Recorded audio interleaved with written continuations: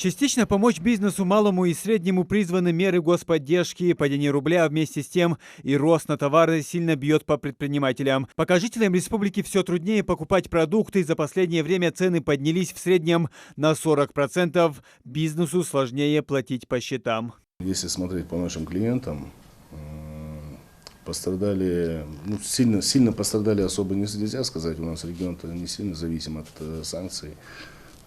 Есть проблемы с розничной торговлей продуктами, питанием, колебания цен, но в последнее время уже как бы стабилизировалось положение, и как-то уже люди знают, чего ждать, и как-то не переживают. Властями принимаются новые меры, направленные на поддержку предпринимателей. Согласно постановлению правительства, от 10 марта объекты МСП могут временно уменьшить размер ежемесячного платежа по займам, либо взять отсрочку по возврату кредита до полугода. В течение этого периода бизнес будет платить только проценты, а они не столь значительные.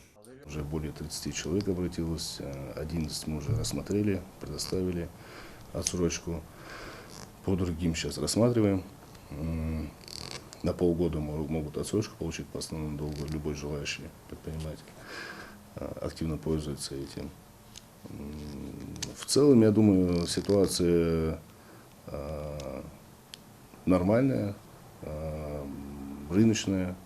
Люди работают, люди стараются, и есть огромный потенциал для дальнейшего развития. В том числе и даже за счет этих санкций есть потенциал хорошо использовать освободившиеся ниши и налаживать свое производство. Главное условие участия в программе: предприниматель должен работать в одной из отраслей, перечень которых утвержден правительством. На сегодня их 76. Для Ингушетии актуальны такие направления, как туризм, сельское хозяйство и розничная торговля. Им и оказывается помощь. Отсрочка не подразумевает то, что они не смогут платить.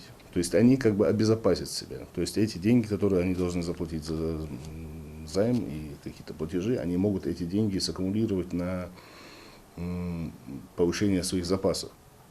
То есть они могут закупать какие-то запасы и обезопасить себя в плане ценовых каких-то скачков и отсутствия товара на рынке временных каких-то. И поэтому они покупают. Но если у них ситуация все нормально, в принципе, они будут и платить, я думаю, потому что им невыгодно дополнительный процент за это деньги платить, хотя небольшой процент у нас идет, но все равно лишние затраты. Поэтому в плане обезопасить себя, поэтому пользуются люди. Фонд поддержки предпринимательства республики выдает микрозаймы малому и среднему бизнесу. Так, за последние несколько лет выделено свыше 100 миллионов рублей на поддержку МСП. Благодаря фонду многие смогли открыть бизнес, либо расширить уже имеющийся. Муслим Ганиев, Магомед Даскиев. Новости 24.